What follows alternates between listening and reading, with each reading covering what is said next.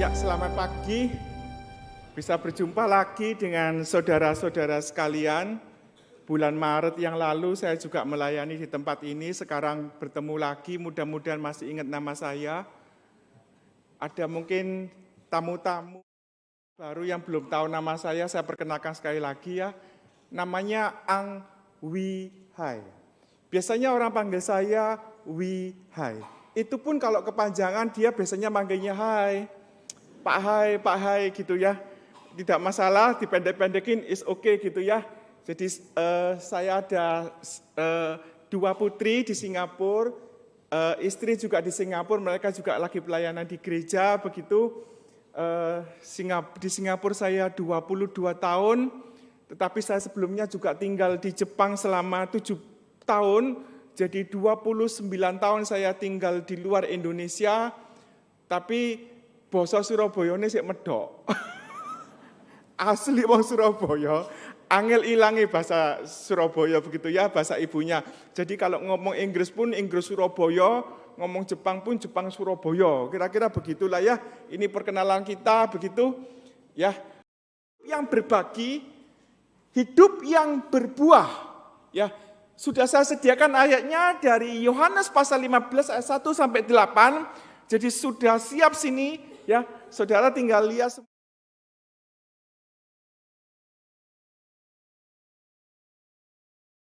Dan Bapakkulah pengusahanya. Setiap ranting padaku yang tidak berbuah, dipotongnya, dan setiap ranting yang berbuah, dibersihkannya, supaya ia lebih banyak berbuah. Kamu memang sudah bersih karena firman yang telah kukatakan kepadamu. Tinggallah di dalam aku, dan aku di dalam kamu, sama seperti ranting tidak dapat berbuah dari dirinya sendiri kalau ia tidak tinggal pada pokok anggur. Demikian juga kamu tidak berbuah jikalau kamu tidak tinggal di dalam aku. Akulah pokok anggur yang Akulah pokok anggur dan kamulah ranting-rantingnya. Barang siapa tinggal di dalam aku dan aku di dalam dia, ia berbuah banyak. Sebab di luar aku kamu tidak dapat berbuat apa-apa, dan di luar aku kamu tidak dapat berbuah. Barang siapa tidak tinggal di dalam aku, ia dibuang keluar seperti ranting dan menjadi kering, kemudian dikumpulkan orang dan dicampakkan ke dalam api lalu dibakar.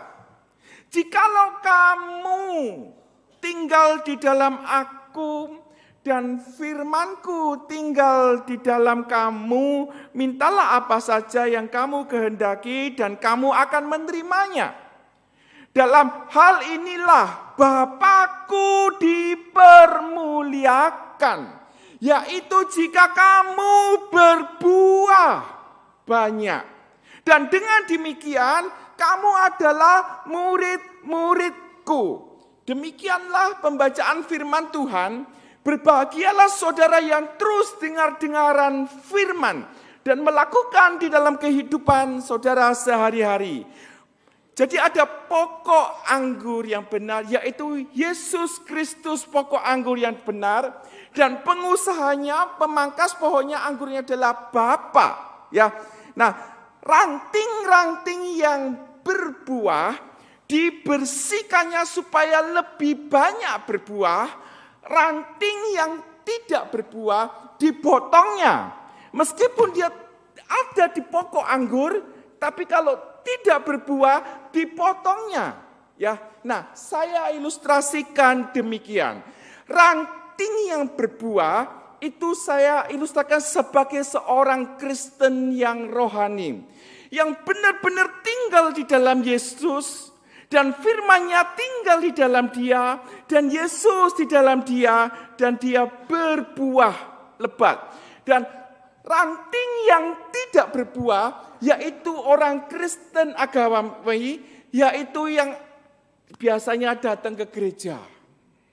datang ke gereja rutin, tetapi dia tidak berbuah. Dia datang ke gereja, kenapa kamu datang ke gereja pada hari Minggu?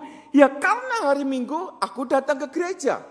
Tidak ada kerinduan untuk benar-benar dekat pada Yesus, tinggal di dalam Yesus, hanya Kristen agamawi, Kristen legalistik. Nah, saudara, kalau saudara lihat di ayat-ayat ini, ada poin-poin yang terus diulang-ulang. Makanya saya kasih hurufnya kasih warna merah dan saya kasih garis bawah. Tinggallah, tinggallah, tinggallah di dalam aku, firmanku tinggal di dalam kamu. Itu sampai diulang 7 kali. Saking pentingnya, karena sangat penting ini poinnya sampai diulang 7 kali. Jadi, di dalam iman Kristen, relasi intim itu adalah segalanya. Di dalam iman Kristen tinggal di dalam Yesus, berelasi intim itu adalah segalanya. Bukan aturan agama. Jadi iman Kristen itu bukan rules. Bukan aturan-aturan. Iman Kristen itu bukan agama. Iman Kristen itu adalah berelasi intim dengan Yesus, tinggal di dalam Yesus. Itulah iman Kristen. Meskipun engkau ke gereja, tetapi engkau tidak berelasi intim dengan Yesus, hanya ke gereja pulang, itu namanya orang Kristen agamawi. Jadi melekat di pokok anggur, sama dengan tinggal dalam kasih Allah. Berelasi intim dengan Yesus, mengasihi Yesus. Apa yang dimaksud tinggal di dalam Yesus? Berelasi intim dengan Yesus, yaitu sehati. Sehati dengan Yesus. Sambung rasa. Peka akan keinginan Tuhan.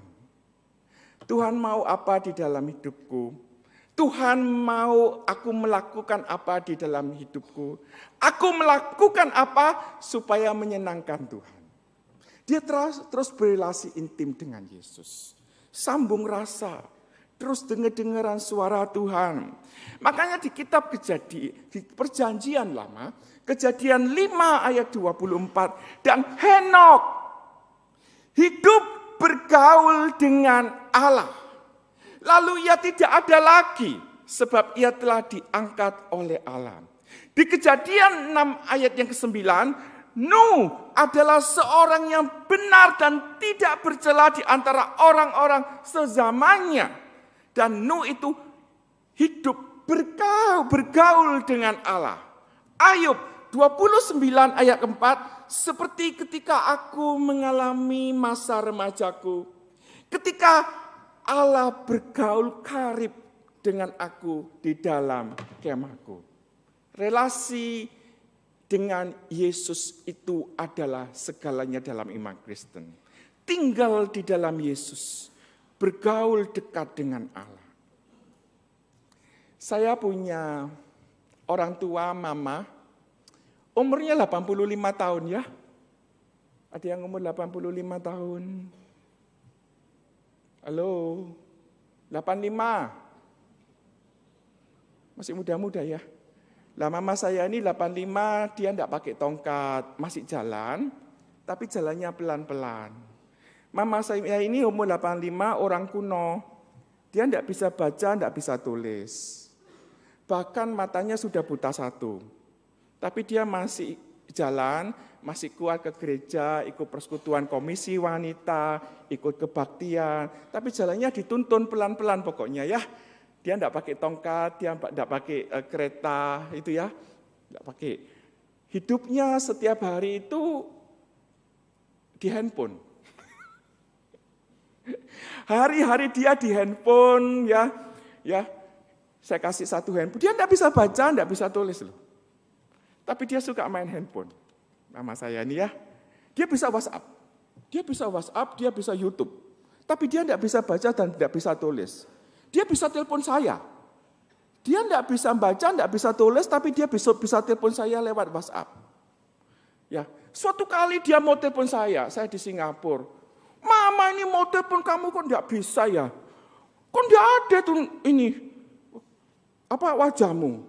Kan WhatsApp itu kan ada fotonya kan biasanya kan, ada fotonya kan ya.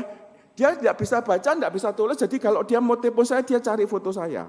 Sebab waktu itu foto saya tak ganti foto anjing. Foto anjing itu ya. Saya lupa, mama biasanya lihat mau telepon saya, dia foto. Mama mau telepon kamu kok tidak bisa gitu ya. Terus dia bilang sama anak saya, itu tidak bisa, mama mau telepon kamu, tidak ada itu fotomu. Oh ya lupa, tak ganti foto anjing, tak balik lagi. Tak kasih foto saya.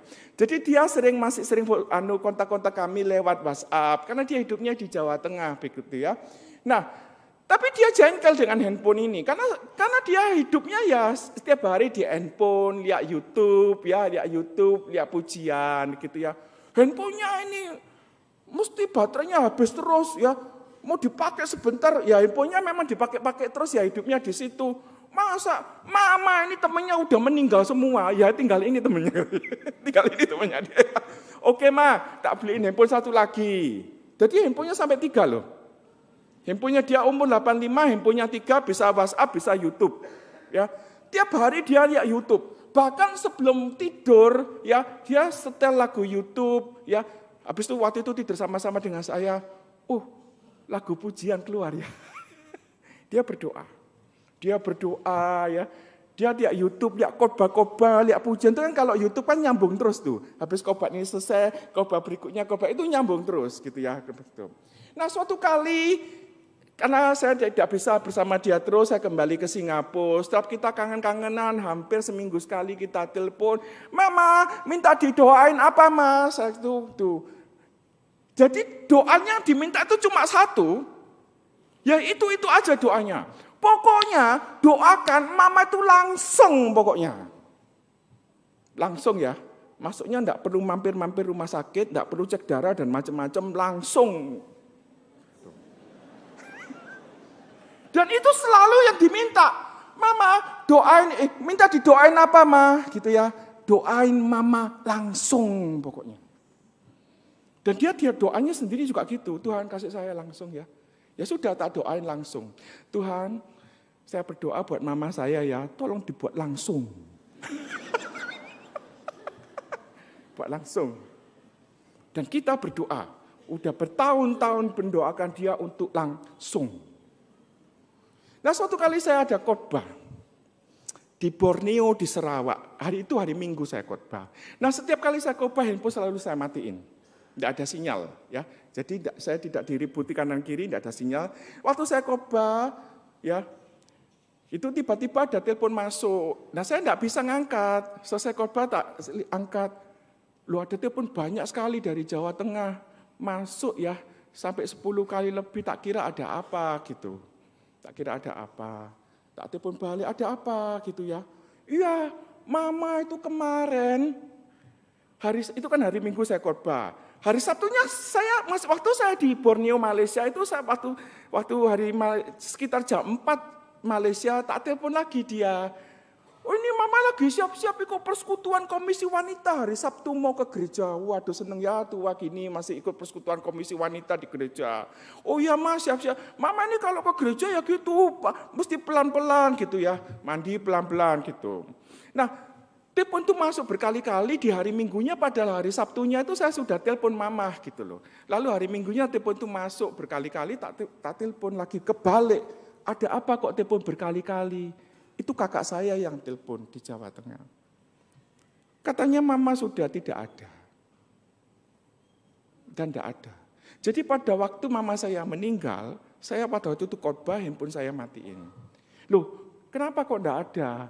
Ya biasanya kan mama itu kalau minggu pagi itu jam 6 jam 5 udah bangun orang tua ya, pelan-pelan, mandi, merias muka dan macam-macam, udah siap. Supaya ayo mah cepet-cepet. Nah dia sudah siap duluan. Nah pada waktu itu ditunggu-tunggu sampai jam 8 karena kebaktian jam 8:30. Ditunggu-tunggu sampai jam 8 itu dia tidak keluar-keluar. Tidak keluar-keluar. Diketok, mama mau kebaktian sudah siap belum? Tidak keluar.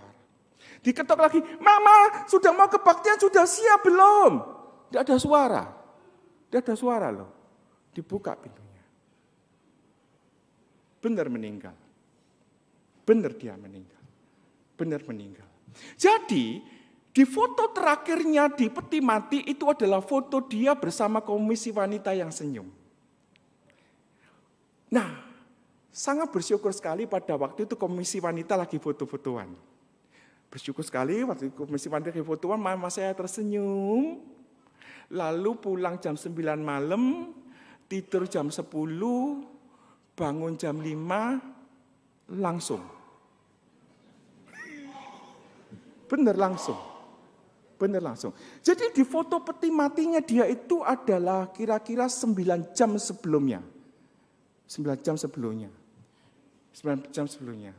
Nah, apa keunikan mama saya ini? Dia selalu dekat dengan Tuhan. Dia mendoakan anak-anak cucunya. Bahkan YouTube-nya itu terus ada khotbah-khotbah, ikut memuji Tuhan. Doanya cuma satu, bertahun-tahun sampai saya ini yang doakan itu, Tuhan kasih sama mama saya langsung ya. Tidak usah mampir-mampir rumah sakit A, rumah sakit B, rumah sakit C. Pokoknya langsung. Dan benar loh, langsung. Jadi mama saya itu bangun jam 5, udah mandi, duduk di kamar nunggu orang kakak saya yang nganterin ke gereja. Tapi mungkin tidak tahu apa, langsung meninggal. Doanya terkabulkan. Jadi pada waktu kita penghiburan di berita duka, saya sudah terhibur. Doanya udah langsung. Ya, langsung. Karena itulah relasi dia dekat dengan Tuhan. Ada yang mau langsung?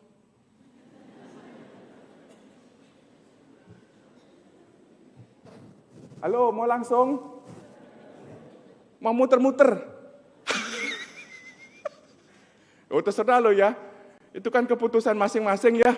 Mau langsung, mau muter-muter, terserah lo. Kan ada banyak video khotbah langsung. Paduan suara langsung gitu kan. Pernah dapat video-video itu kan? Ya itu saudara keputusan masing-masing lah ya gitu. Tetapi apa yang mau saya ajarkan? Bahwa relasi dengan Tuhan, dekat dengan Tuhan, pergaulan dengan Tuhan itu adalah segalanya di dalam iman Kristen. Seringkali di Surabaya, dulu ya, saya orang Surabaya, kita naik mobil, di depan lampu merah itu ada banyak pengemis. Dia tok, tok, tok, tok, tok. Di kaca pintu, oke saya buka, saya kasih uang, kabur. Lalu di stopan berikutnya, berhenti, tok, tok, tok, tok lagi, minta uang, Pak, minta sepurane ya Pak, itu bahasa mereka, sepurane ya Pak, secukupnya kira-kira gitu. Cukupnya berapa? Secukupnya ya Pak, oke, saya buka, saya kasih uang, kabur. Setelah itu kita sampai pulang ke rumah, anak laki saya, tok, tok, tok, Papa, hari ini tuh pulangnya agak maleman gitu. Jadi mungkin makan siangnya itu makan siang sama makan malam. Karena nanti ada kegiatan ini, kegiatan ini, kegiatan itu, kegiatan ini, kegiatan itu. Gitu anak saya bilang, tolong Pak ya nanti sekalian mau beli minumnya. Oh oke, kira-kira butuhnya berapa? Karena mesti makan siang dan makan malam. Oke Papa kasih lebih deh. Tak kasih lebih, beli makanan yang sehat ya. Gitu ya, nanti kalau ada lebihnya ditabung ya. Iya terima kasih ya Pak, tak inget-inget omongannya Papa. Nanti kalau ada kelebihan tak simpen, janji deh makan yang sehat ya gitu ya. Terima kasih ya Pak. Dia berangkat. Pertanyaannya, apa bedanya pengemis dan anak-anak saya yang sama-sama minta uang? Pengemis itu tok tok tok dapat uang kabur. Anak saya, tok, tok, tok, Pak terima kasih ya Pak, terima kasih nanti kalau ada kelebihan tak simpen ya Pak, ya untuk masa depan, mesti menghemat dan tetap sehat, terima kasih ya Pak. Apa bedanya? Pengemis ini tok, tok, tok dapat uang kabur, tidak ada relasi, tidak ada intimasi. Anak saya masih ada relasi, tidak hanya sekedar minta uang. Seringkali kehidupan iman Kristen kita juga seperti itu. Pagi hari, tok, tok, tok. Tuhan, hari ini mau kerja, berkati saya ya. Dalam nama Tuhan Yesus, amin. Kabur. Seringkali kayak gitu. Bahkan di gereja pun, Tuhan, aku datang ke gereja, tolong berkati ya. Terima kasih Tuhan, setelah selesai kebaktian, kabur. Tidak ada relasi kedekatan dengan Tuhan.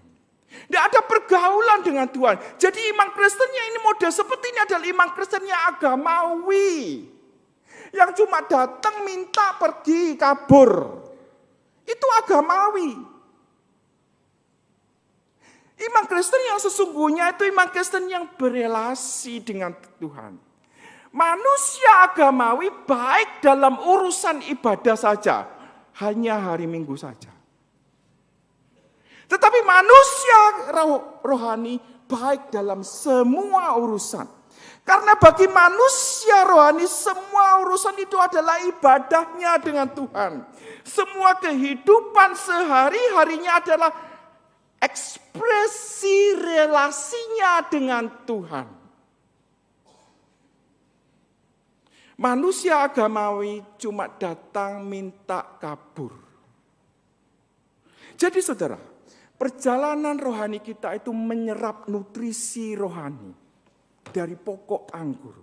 Tinggal di dalam Yesus. Dan firman itu tinggal di dalam hidup kita. Menyerap nutrisi rohani dengan saat teduh. Memuji Tuhan. Menyembah Tuhan. Berdoa setiap hari, setiap waktu terus berinteraksi dengan Tuhan. Itulah iman Kristen. Kerohanian ini butuh makanan, butuh nutrisi. Oke, badan kita, tubuh jasmani kita butuh makanan, setuju. Saya juga menjaga kesehatan jasmani. Sudah 20 tahun lebih saya tidak makan nasi. Serius. Kalaupun makan nasi itu cuma sedikit-sedikit. Itu pun kalau nggak ketahuan istri. Tiap pagi saya makan telur, 5 telur. Sampai saya beli mesinnya telur. Bahkan mesinnya itu bisa tak bawa ke negara ini, negara itu, negara ini, negara itu. Dan saya akhirnya tahu telur-telur yang mahal itu di negara mana. Ya, 5 setiap pagi, 5 telur saya makan, kuningnya saya buang. Makan putihnya aja. Saya butuh proteinnya. Siang, saya makan ikan. Tambah sayur, tambah salad, ada ayam, itu proteinnya tinggi. Saya jaga kesehatan. Bahkan kalau makan sayur pun, saya tanpa bumbu apa-apa. Saya suka sayur mentah langsung saya makan. Tanpa bumbu pecel, tanpa mayones, tanpa ini, tanpa itu. Istilahnya itu raw. Sayur yang benar-benar tidak ada apa-apanya langsung dimakan. Malam juga gitu. Buah apel pun tidak saya kupas langsung saya makan. Karena kulitnya itu banyak vitaminnya. Ya, tiap hari makan seperti ini. Karena tiap hari makan seperti ini, sorry ya, sampai kalau saya ngentot itu nggak bau. Ya, nggak bau. Begitu saya makan babi, kentut, pulang rumah, kamu di Manado makan apa tadi ya? Baunya kok tidak seindah warna aslinya. Ya, saya jaga kesehatan.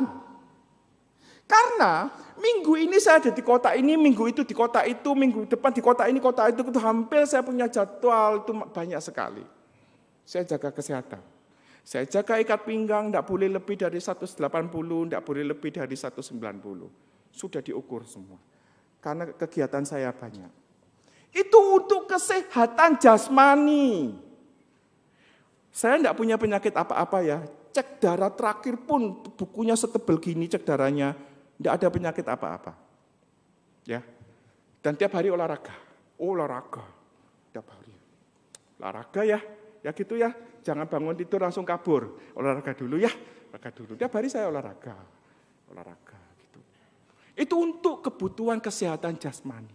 Tetapi untuk kebutuhan rohani, kami terus berelasi intim dengan Tuhan, dekat dengan Tuhan. Ayo nak, waktunya kita berdoa. Tiap hari kita punya persekutuan rumah tangga.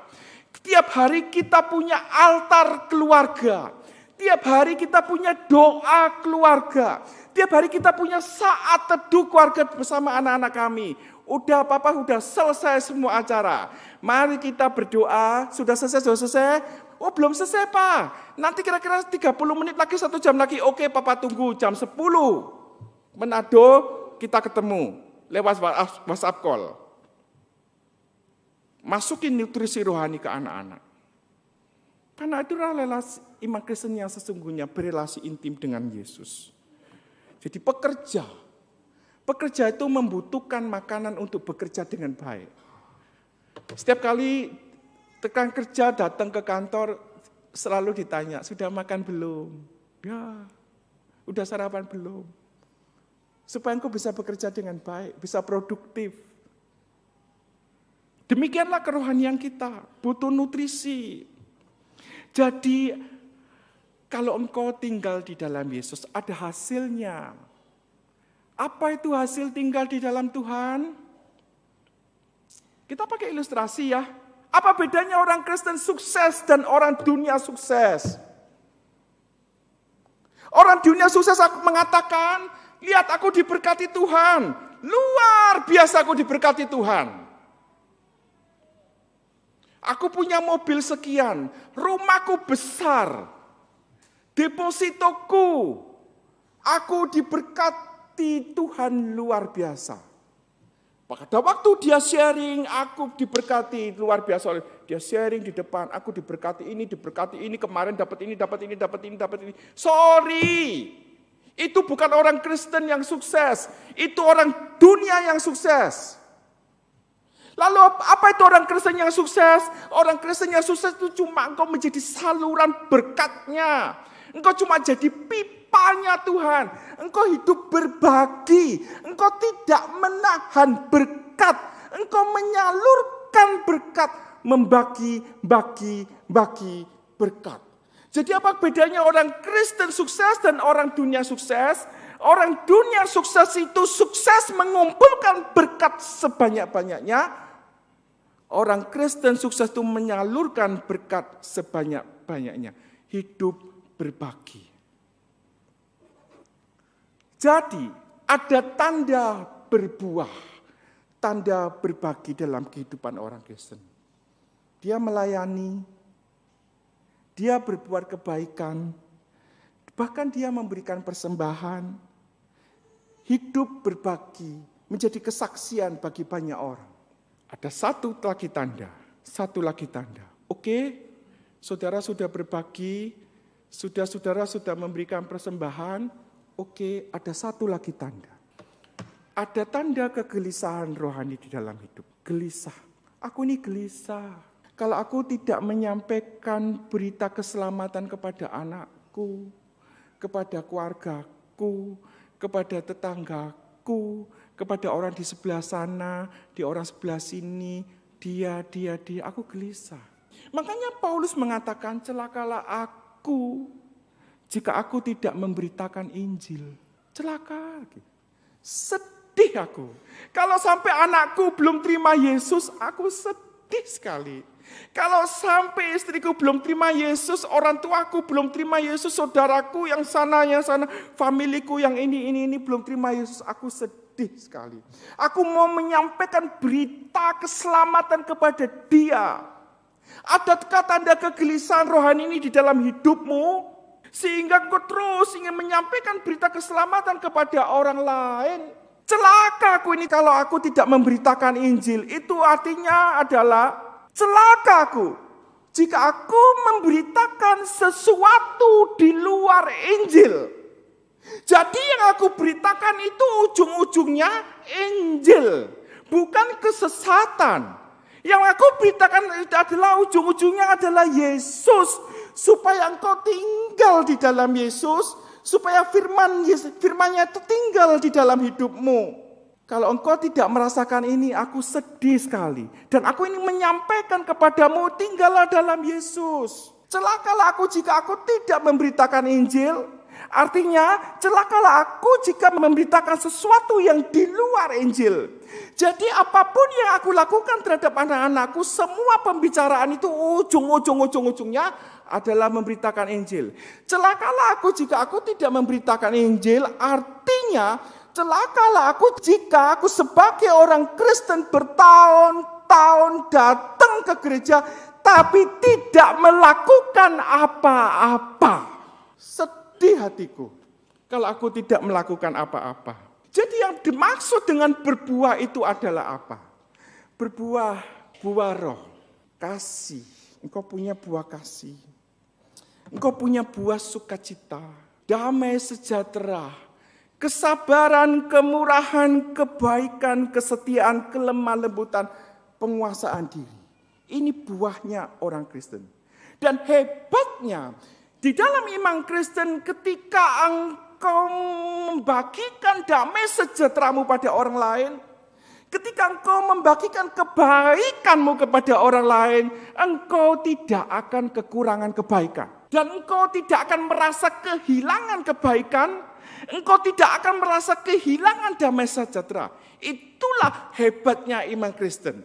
Ketika engkau mempersembahkan sesuatu, engkau merasa tidak kehilangan apa-apa. Luar biasa iman Kristen. Ketika engkau mempersembahkan uangmu pun, engkau tidak merasa kehilangan apa-apa. Itulah iman Kristen. Karena tinggal di dalam Yesus, sukacita itu akan mengalir. Ya, kesabaran itu terus mengalir. Damai sejahtera seperti cangkir. Dikasih air terus menerus sampai meluap dan dia tidak kekurangan damai sejahtera. Itu sampai kemana-mana dan dia otomatis berbagi kepada orang lain. Hidupnya otomatis berbuah bagi orang lain. Jadi ada kalimat penting di sini. Perjuangan orang Kristen itu bukan berjuang menjadi orang baik. Perjuangan orang Kristen bukan menjadi orang baik. Kalau perjuangan orang Kristen itu adalah berjuang menjadi orang baik, apa bedanya agama Kristen dengan agama-agama yang lain? Jadi, ini kalimat penting. Perjuangan orang Kristen itu adalah tinggal setia di dalam Yesus. Berelasi intim dengan Yesus. Dengan demikian, engkau otomatis berbuah. Engkau otomatis berbagi hidupmu. Otomatis berbuah, otomatis berbagi. Jadi, perbuatan baik itu bukan dipaksa berbuat baik. Perbuatan baik itu bukan pura-pura berbuat baik. Perbuatan baik itu adalah karena engkau tinggal di dalam Yesus dan buah itu secara natural keluar. Secara natural keluar, bukan pura-pura berbuat baik, bukan. Bukan dipaksa-paksa berbuat baik, bukan. Karena ini aku tinggal di dalam Yesus, aku rasakan sukacita yang luar biasa, itu mengalir begitu saja di dalam hidupku dan menjadi berkat bagi orang. Dan hidupku berbagi pada orang lain. Waktu saya menikah, saya sudah janjian dengan calon istri. Nanti ya, kalau kita nikah, aku mau janji nikahnya seperti ini. Jadi, format di dalam gereja itu saya rubah. Saya tidak mengikuti format resminya di dalam janji nikah gereja. Saya rubah. Saya yang nikah kok. Benar nggak? Ya, saya yang janji kok. Saya yang nikah. Masih ingat janji nikah? Halo? Lupa. Saya masih ingat. Nah, istri saya namanya Kristina. Biasanya janji nikah itu tulis begini kira-kira ya. Masih ingat ya? Masih ingat?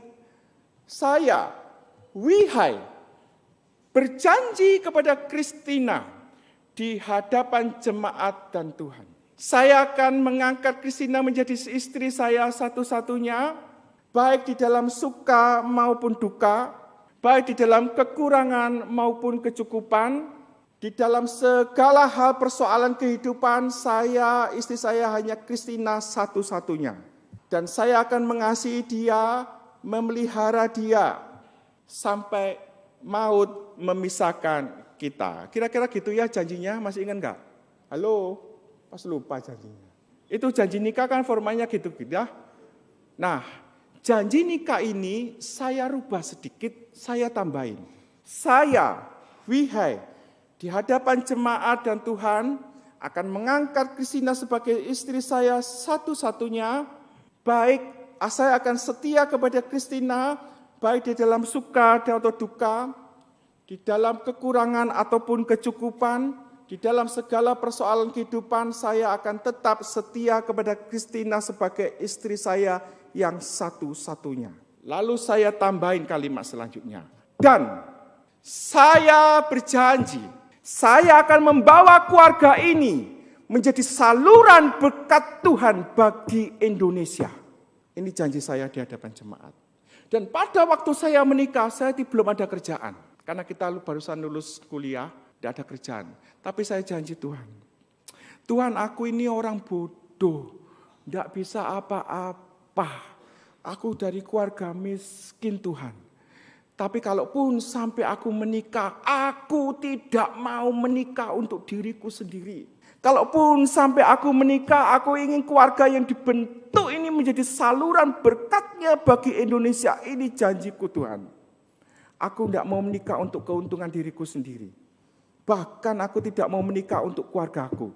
Keluargaku dibentuk untuk menjadi saluran berkat Tuhan bagi Indonesia. Janji saya di hadapan jemaat. Tahun demi tahun kita melangkah. Puji Tuhan, puji Tuhan, puji Tuhan. Dan saya mendoakan terus memberkati Indonesia. Udah hampir semua bandara Indonesia saya datangi. Udah lebih dari 1000 gereja saya layani. Lebih dari 200 kota saya datangi. Tiap tahun. Bahkan sampai 1 tahun saya 200 kali terbang. Capek luar biasa. Saya katakan, Tuhan, aku tidak bisa apa-apa. Aku orang lemah. Aku tidak punya apa-apa. Apa jawab Tuhan? Aku terima kamu apa adanya, Wihai. Tak terima kamu apa adanya. Tapi kalimat kedua keluar dari mulut Tuhan ke telinga saya. Tapi aku tidak mau kamu hidup apa adanya. Terus produktif. Terus belajar. Yang penting terus tinggal di dalam aku. Di dalam Yesus. Terus tinggal di dalam Yesus. Sampai mendoakan anak-anak. Nak, kamu siap ya nak. Papamu kalau terbang ke sana sini. Tuhan Yesus juga jaga kamu ya nak. Ada kegelisahan rohani terhadap anak-anak. Tak doakan terus supaya dia juga menerima Tuhan Yesus sebagai Tuhan dan Juru Selamat. Puji Tuhan. Anak saya pun sudah melayani, ikut nyanyi, ikut kegiatan misi kemana ke sini, ke sana, ke sini. Jadi manusia rohani menyenangkan Allah dengan berbuah lebat. Karena dia tinggal dalam Yesus. Manusia agamawi cuma datang kebaktian, pulang. Datang kebaktian, pulang. Bahkan doa paginya, Tuhan, berkati hari ini. Dalam nama Tuhan Yesus, amin, kabur. Apakah engkau mau jadi berkat Tuhan, saluran berkat Tuhan? Apakah engkau mau berbagi hidupmu? Apakah engkau mau berbuah lebat? Langkah praktis paling gampang tinggal di dalam Yesus. Berelasi intim dengan Yesus. Mungkin kau mengatakan pada Tuhan, aku tidak bisa apa-apa Tuhan. Tuhan akan menjawabnya. Dan dia akan menerimamu apa adanya. Tetapi Tuhan juga menjawabnya, kamu jangan terus-terusan hidup seperti ini. Aku terimamu apa adanya, tapi jangan hidup apa adanya. Harus semakin tinggal di dalam Yesus. Semakin tinggal di dalam Yesus. Ini pohon kelapa ini ya. Kok kelapa? Pepaya. Di masa sulit pun tetap berbuah loh. Di masa sulit pun tetap berbuah. Tetap berbagi buah. Saudara mengalami masa sulit? Kalau engkau tinggal di dalam Yesus, masa sulit pun tetap berbuah. Tetap berbuah. Mari kita berdoa. Tiap orang tundukkan kepala, tutup mata dan berdoa. Tidak ada yang membuka mata. Saya ingin mendoakan saudara. Tuhan, kami sudah mendengar firman-Mu Tuhan. Mungkin sampai hari ini kami masih menjadi orang Kristen agamawi yang hanya berdoa minta-minta, lalu kami tidak ada relasi yang mendalam dengan Tuhan. Atau kami menjadi orang Kristen yang masih begitu-begitu aja, bertahun-tahun kami ke gereja, tetapi kami tidak mau terlibat melayani Tuhan. Tetapi kami kurang mempunyai kepedulian untuk memberitakan Injil kepada rekan-rekan kami, kepada keluarga kami. Tuhan, kami berdoa, biarlah hidup kami berbuah lebat, sehingga kami memuliakan nama Tuhan. Sebelum saya kembali ke Singapura besok, saya mau mendoakan kepada saudara yang mau didoakan. Saya ingin mendoakan kepada saudara yang mempunyai komitmen untuk ingin didoakan. Adakah saudara merespon perkataan saya? Tuhan, hidupku sudah lama menjadi orang Kristen Tuhan.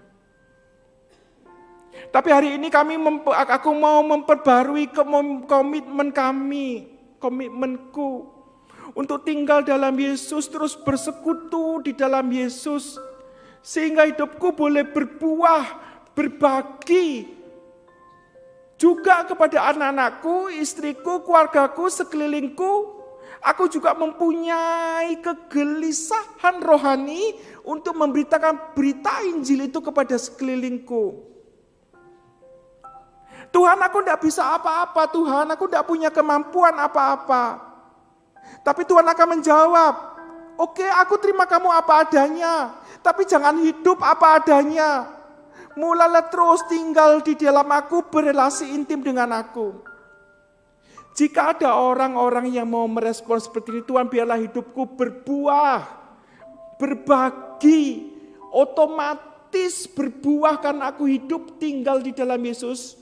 Jikalau ada orang-orang yang berkomitmen pakai hidupku Tuhan, sehingga hidupku boleh berbuah memuliakan nama Tuhan. Jikalau ada orang-orang yang mau komitmen seperti ini, saya ingin mendoakan saudara, taruh tanganmu ada di dadamu. Tuhan, pakai hidupku Tuhan, supaya hidupku berbuah bagi anak-anakku, bagi suamiku, bagi istriku. Hidupku boleh berbagi kepada mereka. Pakai hidupku Tuhan. Turunkan tangan. Yang sudah meletakkan tangan di dada tidak perlu meletakkan tangan lagi. Sekali lagi saya mau memberikan panggilan kepada saudara. Saya ingin mendoakan saudara dengan serius.